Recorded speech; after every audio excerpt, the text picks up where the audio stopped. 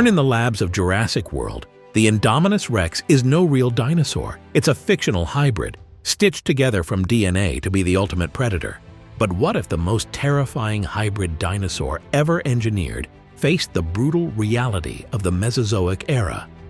Could its genetic hybrid really survive out there in the wild with actual T-Rexes, Spinosauruses, and Raptors? Or would evolution's greatest hits crush this lab-made abomination and become just another meal in the food chain? Let's find out in today's video. Understanding the Indominus rex, strengths and weaknesses. Let's be clear on one part. The Indominus is a science experiment. It's part T-Rex, part Raptor, part who knows what else. But the Mesozoic era wasn't a theme park. This was a world where predators honed their skills over millions of years, and you needed some solid characteristics to survive.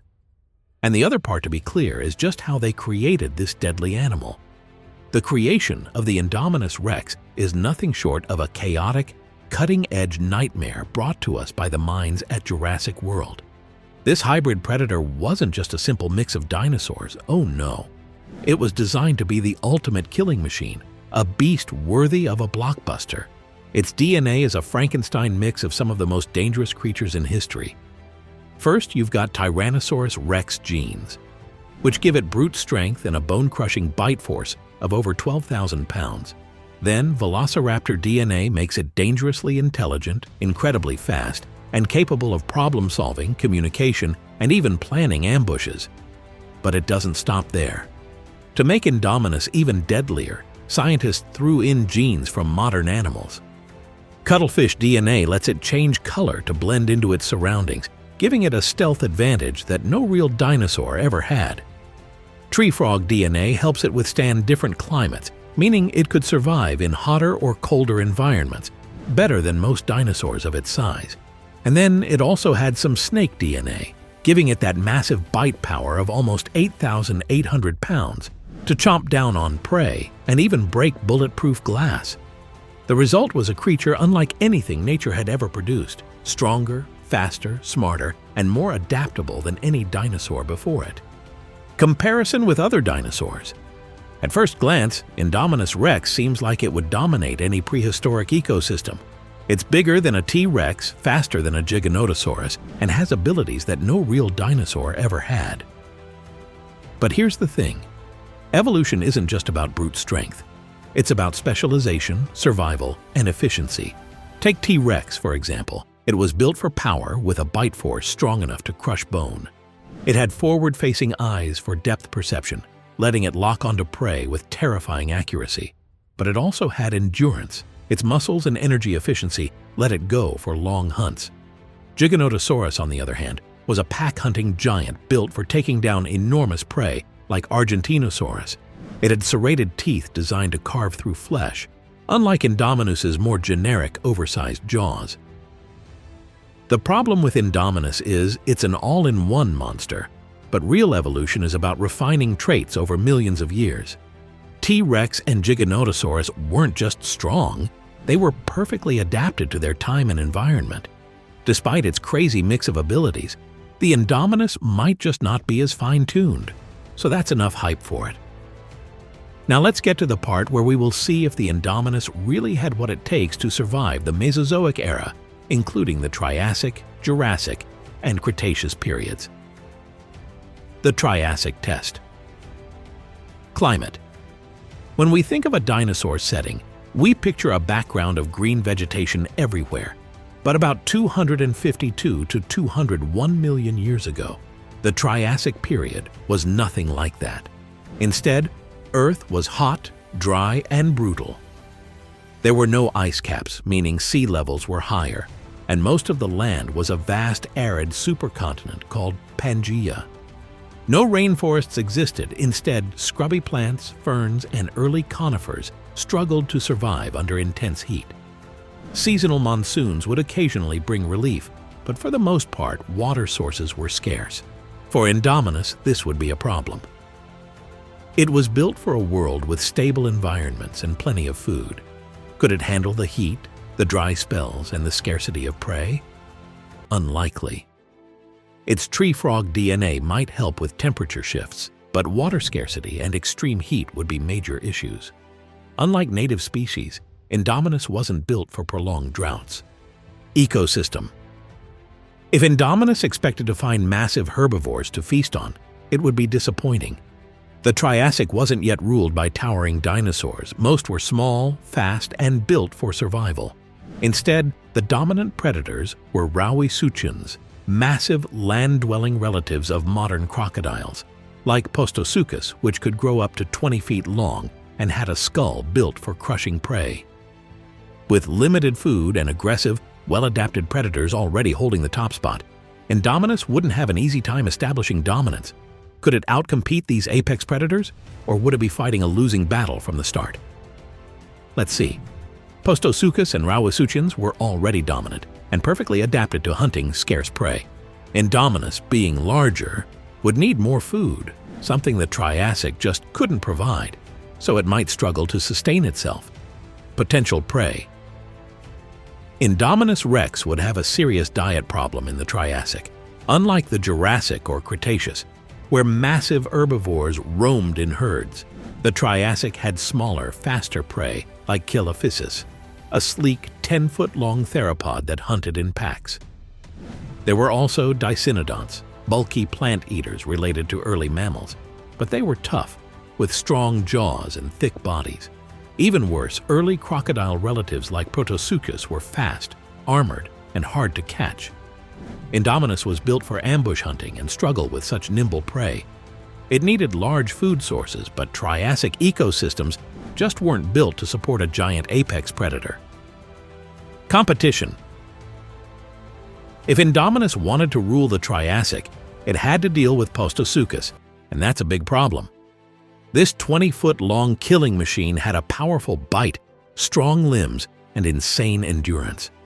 Unlike Indominus, which relied on camouflage and ambushes, Postosuchus was a persistent predator, meaning it could chase prey down over time. Worse, it didn't hunt alone.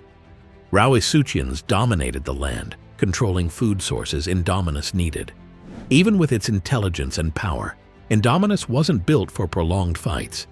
Against seasoned predators like Postosuchus, it might find itself outmatched, outlasted, and starving. Challenges. Indominus rex was designed to take down massive prey.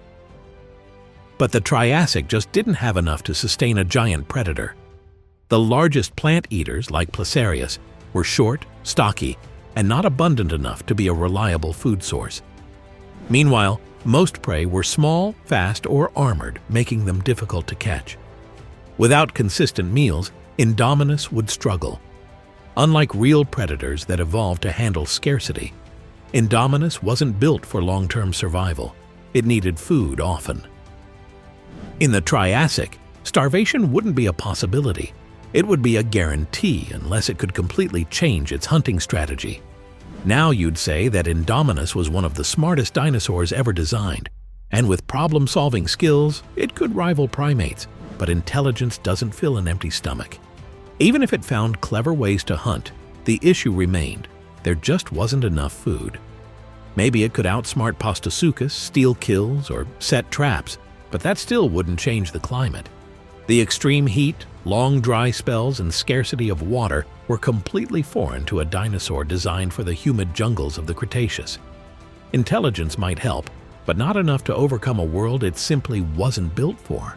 So if Indominus somehow landed in the Triassic, it wouldn't last long. The Jurassic Showdown. Now we are in the dinosaur paradise, meaning the Jurassic, which was 201 to 145 million years ago. Climate. Unlike the harsh Triassic, this era had lush rainforests, warm temperatures, and massive fern prairies. High oxygen levels meant thriving plant life and plenty of herbivores to go around. Seasonal changes were milder, and water was abundant, which are ideal conditions for giant predators to thrive. For Indominus, this would be a huge advantage. No more extreme droughts and plenty of cover for its ambush hunting style. But it also meant fierce competition. The Jurassic was home to some of the largest and deadliest predators in history. Could Indominus truly dominate here? It would have an easier time than in the Triassic, but with fierce competition and massive prey, dominance wouldn't be guaranteed. Just surviving would be a challenge. Ecosystem.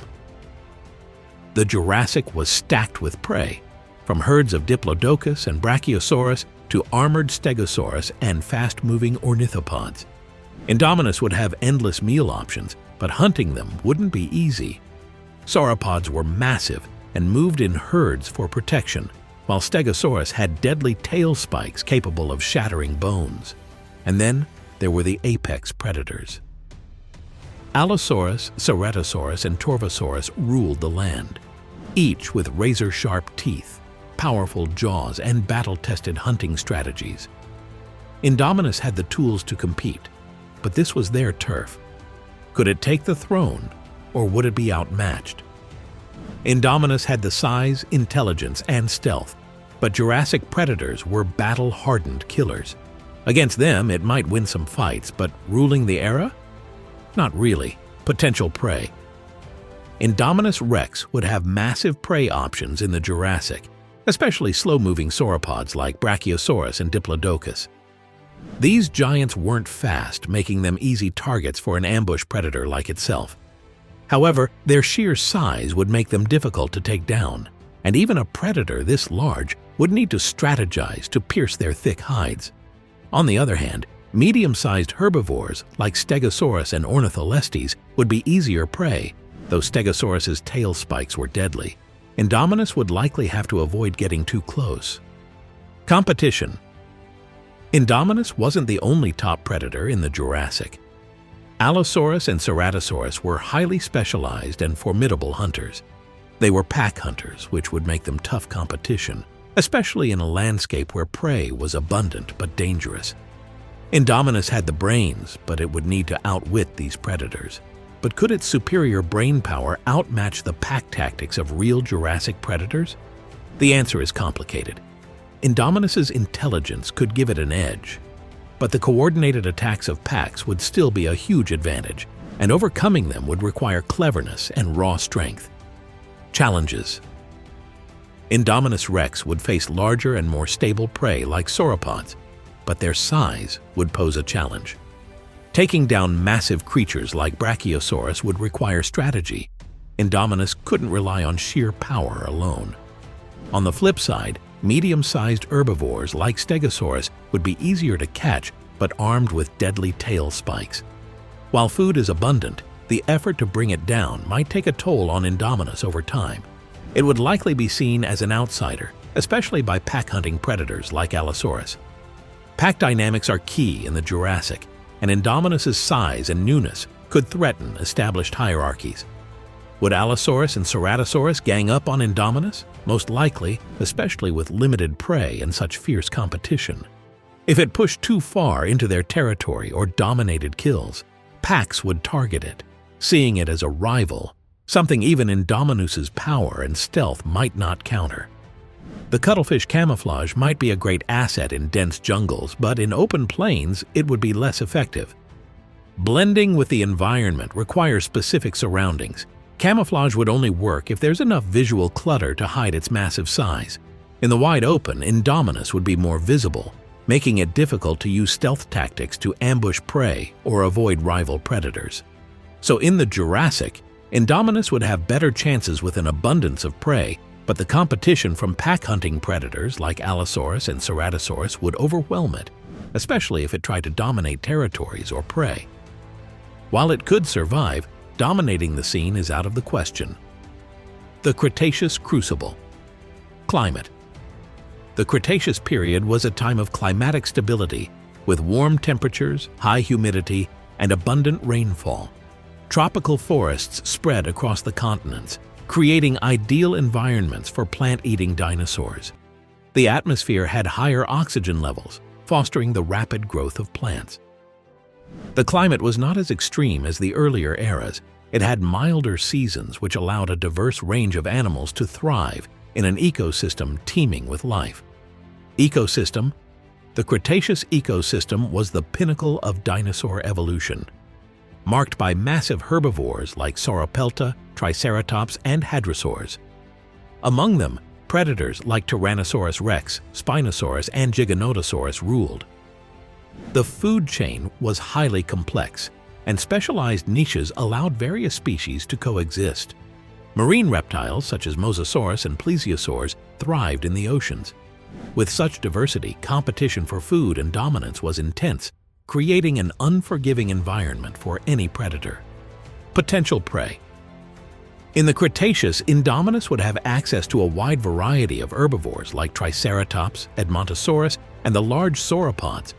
These would be massive, but slower moving and less agile than earlier prey. However, predators like Tyrannosaurus rex and Carcharodontosaurus would pose serious threats. Armored dinosaurs like Ankylosaurus and Pachycephalosaurus would present a challenge as well. Despite abundant prey, competition would be fierce, meaning survival would depend on strategy and adaptability. Competition. The Cretaceous was a superpredator showdown, with Tyrannosaurus rex, Giganotosaurus, and Spinosaurus dominating the food chain. These dinosaurs were ferocious and had evolved to be highly specialized. T-Rex, with its crushing bite and powerful legs, was the king of land predators, while Spinosaurus, with its long jaws and aquatic hunting skills, ruled over rivers and lakes. To top it off, there were also pack-hunting predators like velociraptors and other intelligent species that would work together to hunt in a way Indominus might struggle to outsmart. Challenges. Could Indominus rex outcompete T-Rex? It's a tough call. While Indominus had speed and strategic intelligence, T-Rex's natural strength and battle-hardened experience would give it an edge. It would have to use its wits and ambush tactics to even have a chance. But when it comes to armored prey like Ankylosaurus, Indominus would face a serious challenge. Its claws and teeth wouldn't be enough to penetrate the tough armor, forcing it to adapt. In the face of smart, specialized predators, Indominus rex would have a tough time surviving. While it might last a while, the battle against naturally evolved superpredators would be its greatest test, and survival would be uncertain. So it is best to say that the Indominus rex would have its best chances of survival in the Triassic period. Here, it could dominate smaller prey, with fewer competitors and less evolved superpredators to contend with. While the Jurassic and Cretaceous offered abundant prey, highly specialized predators and tougher environments would make survival more challenging. Ultimately, the Triassic's less competitive ecosystem would give Indominus the breathing room it needed to thrive. There you have it, folks. If you like the video, don't forget to like and subscribe. Thanks for watching. I'll see you next time.